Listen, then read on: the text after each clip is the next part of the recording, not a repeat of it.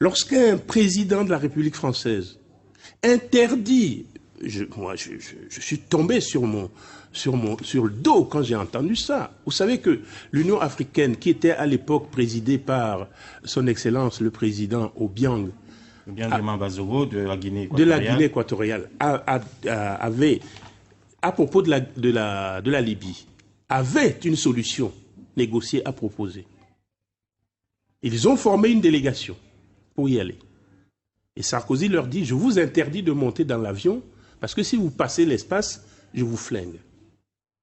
Et bien ça s'appelle de l'irrévérence, c'est de l'irrespect. On ne parle pas comme ça à des pays qui sont souverains. Ce n'est pas que des mots.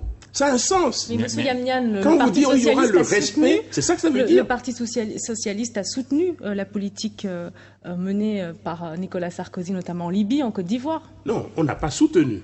Nos groupes parlementaires. Le Parti socialiste était contre l'intervention en Côte d'Ivoire, en Libye également.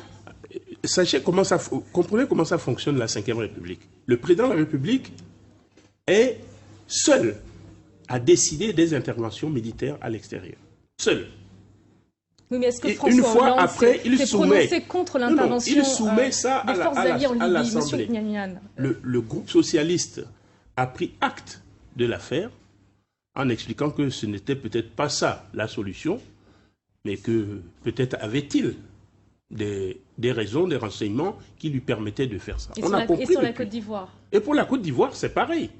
Disons que nous, ce qu'on a pensé, très sincèrement, c'est que tous les protagonistes de Côte d'Ivoire avaient demandé à l'ONU de venir arbitrer le scrutin.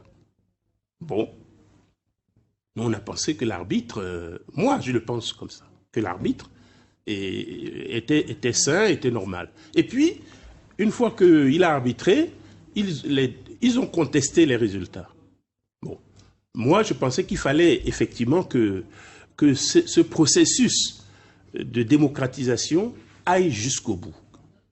Or, manifestement, ce n'était pas si clair que ça.